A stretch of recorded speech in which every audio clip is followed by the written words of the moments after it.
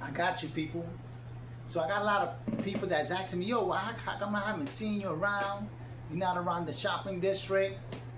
Thing is that I don't do that like before because a lot of stores are slowing down. The merchandise that they're bringing is not gravitating to the customers. So the customers are not there. So there's no need for me to be waiting by the stores. And mind you, I'm in the shopping district. There's a lot of stores and people be calling me everywhere because they already know me and they recommend me. So I got a lot of customers, so I don't really stay in the location. So I just stay wherever I'm at. If they need me, they give me a call. They told me, oh, Tony, yo, I need you. I need a delivery. Can you do it? I said, no problem. I'll be right there in a few seconds. Well, a few seconds, like 20 minutes. You can't tell them that you'll be right there because they'll forget it. So, you got to let them wait. Maybe they shop some more and get more of the stuff.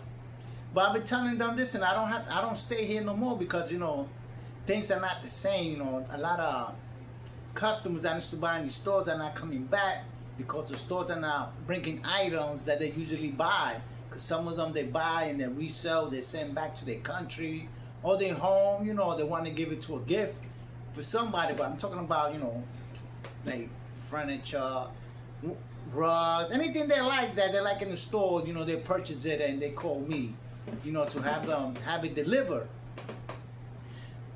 So then I hear other people saying, yo, they're trying to cut you off.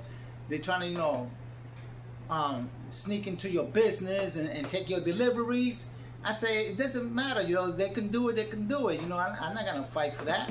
What it is, I don't worry because the managers are the ones that call me. See, it's not like, somebody's calling them. When I get a call, I get it from the managers, the store manager, or customers that are already familiar with the manager and they recommend me. So they always call me, so I don't have to be there waiting for asking somebody you need a delivery, whatever. They always call me, so I don't have to do anything like that, stand around and ask for people. So one time I was, just at the house chilling, and I was about to eat, and the manager called me, yo, Tony, I need you to do delivery for me. I said, listen, you have to wait because I'm right now at my lunch. As soon as I finish, I get back to you. And he noticed, he told me, yo, Tony, they're trying to, take your deliveries, your spot. But don't worry, this was the manager saying to me, don't worry, I got you, man. You the person that we need around here, so we always call you. We don't call nobody else because we know, they don't trust them. I don't know why. These are companies and things. But me, I do my own stuff. I tell them, listen, I tell them right from the spot. I don't load, I don't carry, I don't dismount any merchandise. I'm just the driver. So I let them know right from the get-go that I'm just a delivery driver, that I don't pack anything up, I don't load anything up, I don't move things around. Once I get there, I expect the employees from the stores, whoever you got on the other side, to unload the truck because I don't do that. And if they keep me waiting there for a while, it's gonna, it's no good for me. I got other things to do. And then I said, don't worry, Tony. I gotta call the store and let them know that they better be ready for you when you get there, and they don't want to hear nothing back that you're not helping or whatever. We're gonna let them know that when you get there, don't ask no questions. Just open the doors and let them unload the truck. So that's how I operate. So I went to the store in New Jersey, and these people were upset. As soon as I opened the door, they was complaining about the load. I said, listen, I didn't load this or whatever. That's between you and your stores and your employees and the managers or whatever. And they started calling the man. I'm gonna call the manager. Matter of fact, I'm gonna call the boss. And they called the boss and listen, the guy's over there delivery, right? That's Tony. I said, yeah, that's him, a guy with a blue van, older guy, yeah.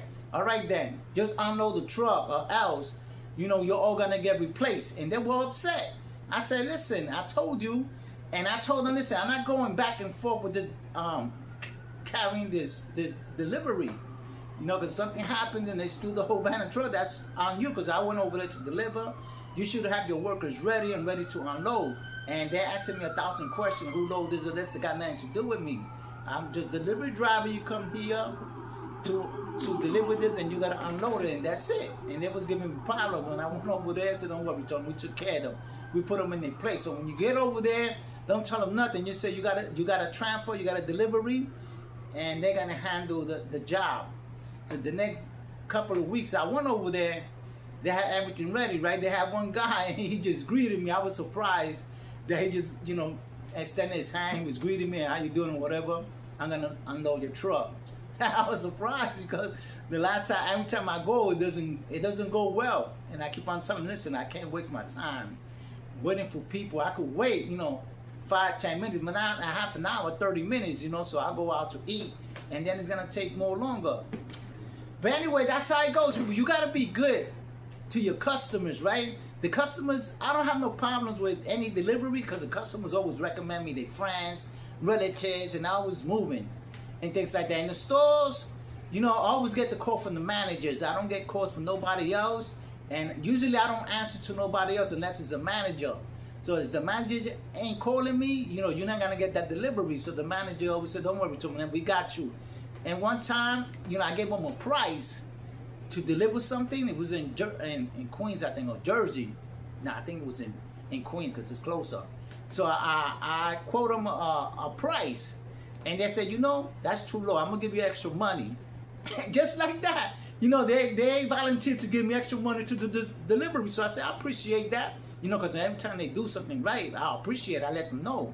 I like that. That I give you breaks and my prices are the lowest, and I'm a responsible person. I tell them, I'm gonna take something. I'm gonna take something. I don't call them up that the wheel broke down, that I caught a flat, that my brakes went out, things like that. I let them know if I can't make it, I can't make it. I tell them straight, I know I can't make it today. You should have called me in the morning when there's a lot of packages or whatever, or I gotta do a lot of pickups and things like that. You gotta let me know in the morning so I could leave in the morning and come back before 12 o'clock. I like to be here 12 o'clock before everybody's out and, driving the cars for lunch or whatever, rush hour. I like to be driving relaxed. I don't want to be stuck in traffic and things like that. And I let them know there's gonna be, New Jersey is full of tolls, you gotta have to cover that. And they understand me, and they always call me, so I'm always good. So that's why I don't go to the district like I used to. So I just wait for the calls, and they call me. I let them know I'll be there as soon as possible, and I got the delivery for you. And that's that's how I keep my work going and things like that. So I don't really stress it if I'm gonna work today. Every time like my funds are going low, I call it my hobby funds because this is what I do inside to keep me relaxed and moving. So I call it my hobby funds. Every time like my funds is down, I got a call from the manager. Yo, Tony, we need you over here. And that's that luck or something that I call mysterious luck that comes every time your currency is low and you get a phone call or say, oh, that's cool.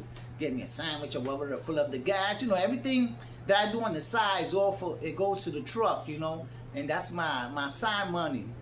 And that's cool. So that's why I tell everybody, listen, you cannot be hanging out with the same age as people like you that they're not doing nothing and get advice from them because they're not going nowhere. You shouldn't be taking advice from a person that's not doing anything. Get advice from people that already have jobs, that already accomplished something, that their status is up there. And they got, like we say, connections with other people that, that are responsible and, making income.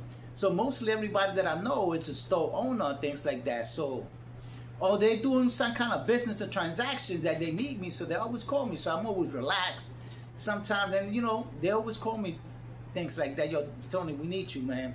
Things like that. Sometimes I say I can't make it. They have to get somebody else. But they always say, don't worry. The manager told me this person, don't worry, I got you. I know you, and I always look out for you because, they trust me like that, and he trusts me.